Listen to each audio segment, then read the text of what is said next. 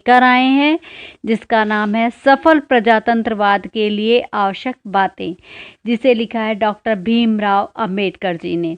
तो पहले हम लेखक परिचय पढ़ेंगे, उसके बाद हम पाठ का सारांश समझेंगे। तो चलिए हम शुरू करते हैं। डॉक्टर भीमराव अंबेडकर जी का जन्म सन 1891 में मध्य प्रदेश के एक छोटे से गांव महू में हुआ था। इनके पिता का नाम रामजी मालोजी संकपाल था और माता का नाम भीमाबाई था। डॉक्टर भीमराव अंबेडकर ने कई सामाजिक और वित्तीय बाधाओं का मुकाबला कर कर अपनी पढ़ाई को पूरा किया और डॉक्टरेट की उपाधि प्राप्त की। भारतीय संविधान के निर्माता कहे जाते हैं तथा ये कानून के ज्ञाता भी के नाम से भी प्रसिद्ध हैं। उन्होंने जातिगत भेदभाव का डटकर विरोध किया और समता मूलक समाज व प्रजातांत्रिक मूल्यों की स्थापना में विशेष योगदान दिया। डॉक्टर भीमराव अंबेडकर स्वतंत्र भारत के प्रथम कानून मंत्री रहे तथा संविधान के प्रारूप को संसद में स्वीकृत भी कराया। इनकी प्रमुख कृतियां हैं caste in India, their mechanism, genesis of development, the rise and fall of the Hindu women.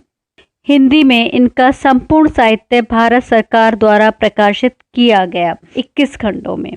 इन्होंने सफल प्रजातंत्र के लिए आवश्यक शर्तें रखी हैं। उन्हीं के बारे में इन्होंने बताया कि हमारा समाज प्रजातंत्र पर आधारित है और प्रजातंत्र में ये अधिकार है कि वह प्रत्येक 5 वर्ष के बाद प्रजा की मतलब जनता की सरकार को बदले और नई सरकार का गठन करे। ऐसा इसलिए होना चाहिए क्योंकि एक ही सरकार जब 5 वर्ष तक राज्य कर लेती है तो उसके द्वारा किए गए कार्यों की जो देखरेख होती है, जिसके की अवलोकन होता है, वो जनता के द्वारा और विपक्ष दल के द्वारा किया जाता है।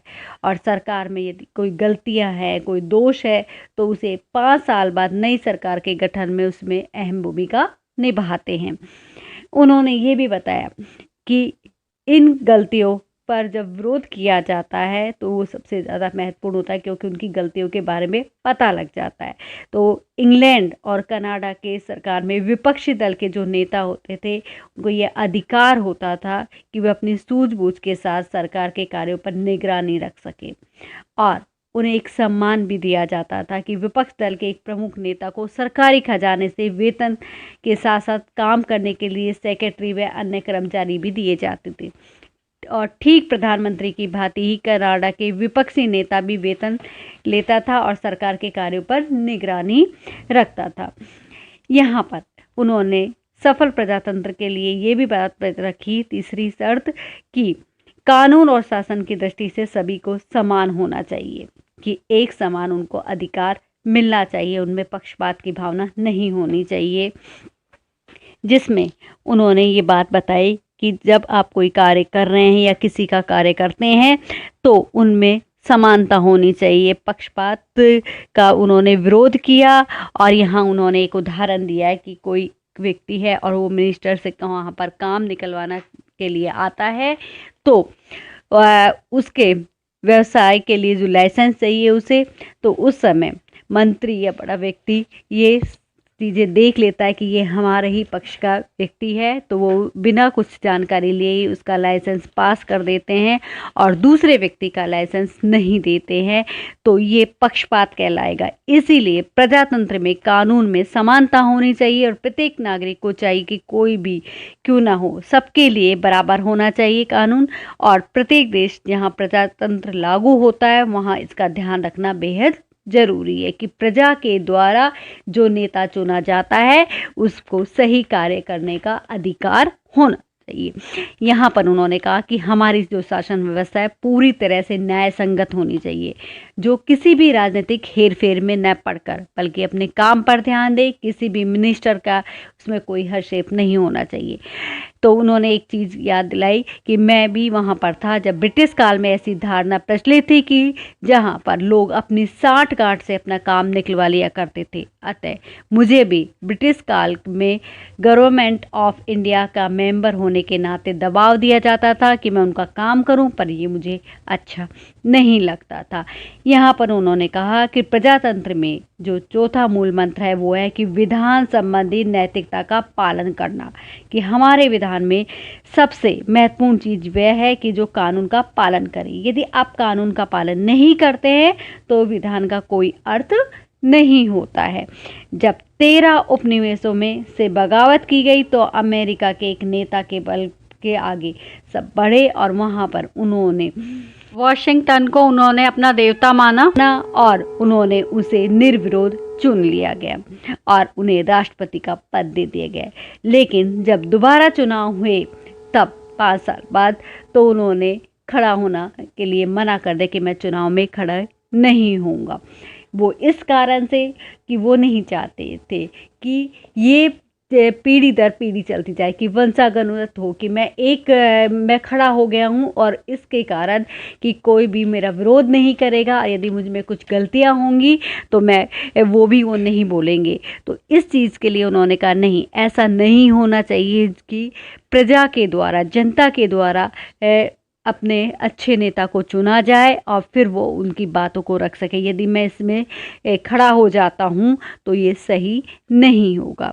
इस बात को उन्होंने रखा और साथ ही उन्होंने एक और उदाहरण भी बताया जिसमें कहा कि वो एक गोलमेज कॉन्फ्रेंस में गए थे तो वहाँ विवाद हुआ सबके मुख से कि राजा को किसी सामान्य औरत से विवाह करने का अधिकार नहीं है, वे नहीं चाहते कि उसे रानी माना जाए।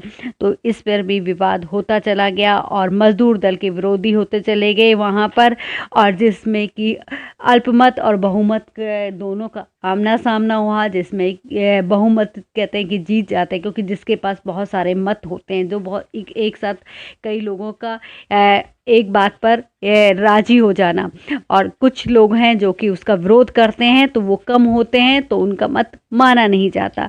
तो इस पर उन्होंने कहा कि प्रजातंत्र में यदि सफलता चाहिए तो अल्पमत का भी ध्यान हमेशा रखना पड़ेगा, चाहे वे गिनती में कमी क्यों ना हो। ये काफ़ी महत्वपूर्ण बात है कि बहुमत का किसी भी तरह का अत्याचार अल्पमत पर नहीं होना चाहिए। आज भी हमारे देश में इसका बेहद ध्यान रखा जाता है। ब्रिटिश सरकार में आज तक इस बात का ध्यान रखती है कि अल्पमत के साथ किसी भी तरह का अत्याचार या पक्षपात न हो न पाए। जिस प्रकार से हमारे विपक्षी दल एक अहम भूमिका निभाते हैं, उसी तरह से प्रजातंत्र का मूल मंत्र है कि सरकार को अपनी गलतियों का पूरा आभास होना चाहिए, उसमें सुधार की कोशिश करनी चाहिए। और पुराने काल के सभी नेता जैसे श्री मोरारजी और श्री मुंशी खरे आदि ने कभी इन बातों पर ध्यान नहीं दिया था, क्योंकि जब कोई नेता ऐसा करेगा तो अल्पमत उनसे खिन्न हो जाएगा। मतलब कि लोग जब कम होंगे लेकिन उनकी बातों को जब नहीं माना जाएगा तो वो गुस्सा करेंगे, तो उस चीज़ को उन्होंने रखा। इसलिए ज़रूरी है कि बहुमत को ऐसा व्यवहार रखना चाहिए जिससे कि अल्पमत किसी प्रकार का विरोध जागृत न हो। और यहाँ पर उन्होंने इस चीज़ का भी ध्यान रखा कि नैतिक नियमों का पालन करना, कि प्रजातंत्र में सामाजिक नैतिक नियमों का पालन करना बेहद जरूरी है। प्रजातंत्र में तभी खुशहाली आ सकती है तब वह पूरी तरह से न्याय संगत के रूप में कार्य करती हो। प्रजातंत्र में हम सभी को यह समझना चाहिए कि नैतिकता को बनाए रखना कितना जरूरी है। प्रत्येक आम आदमी को कानून का पालन करना चाहिए। स्वतंत्र सरकार को चलाने के लिए नैतिकता का ध्यान रखना बेहद जरूरी है, तभी एक खुशहाल प्रजातंत्र की छवि बन सकती है। और अंतिम में उन्होंने बताया कि प्रजातंत्र की मुख्य बात है कि लोगों में सार्वजनिक अंतरात्मा का होना। ये हम सभी जानते हैं कि प्रत्येक देश में कहीं ना कहीं थोड़ा या ज़्यादा अन्याय तो होता रहता है, जिससे कि वहाँ आम नागरिक आहत होता है।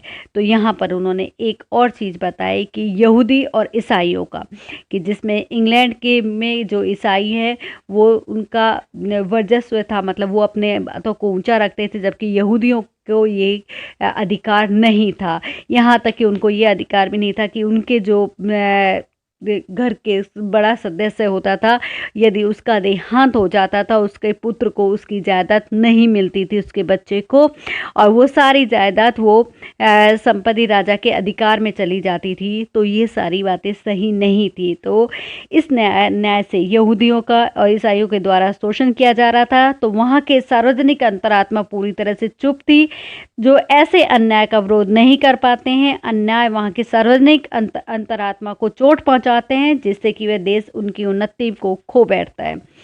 अतः इसलिए अन्याय के प्रति हर नागरिक को, चाहे वह किसी भी धर्म का हो, उसका विरोध करना चाहिए। साथ ही उन्होंने यहाँ भी बताया कि अफ्रीका में इसका एक ताज़ा उदाहरण था कि रंग भेद नीति के विरोध में भारतीयों सहित कुछ श्वेत भी उसका पूरा सहयोग दे रहे थे। यहाँ पर उन्होंने कहा कि जो नौजवान श्वेत लड़के लड़कियों था अन्याय का विरोध कर रहे थे, क्योंकि वे ये जानते थे कि इस अन्याय से हमारे देश में सार्वजनिक अंतरात्मा का सबसे ज़्यादा हनन होता है। क्योंकि यहाँ पर उन्होंने कहा कि श्वेत और अश्वेत के, काले और गोरे का जो भेद किया जा रहा है वो सही नहीं है, बल्कि देश में सब एक जैसे हैं और एक समान है। तो उन्हें सबको एक समान अधिकार देना चाहिए। ठीक हमारे देश में भी सार्वजनिक अंतरात्मा को सबसे ज़्यादा आघात पहुंचता है। किस वजह से? कि उच्च कुलीन वर्ग के लिए और दलित वर्ग के लिए, कि उनके साथ अन्याय होता है दलित वर्ग के साथ। तो ये ऐसा नहीं होना चाहिए, क्योंकि इससे सार्वजनिक अंतरात्मा को चोट पहुंचती है, जिससे दलितों के विरोध की भावना जागृत होती है, और इस भावना से हमारा प्रजातंत्र को खतरा हो सकता है। तो उन्होंने ये भी बताया कि प्रजातंत्र में विश्वास बनाए रखना जरूरी है। राजनीतिक इतिहासों का अध्ययन करके यही बात समझ में आती है कि प्रजातंत्र की जड़ों को मजबूत बनाओ, तभी देश फलेगा फूलेगा।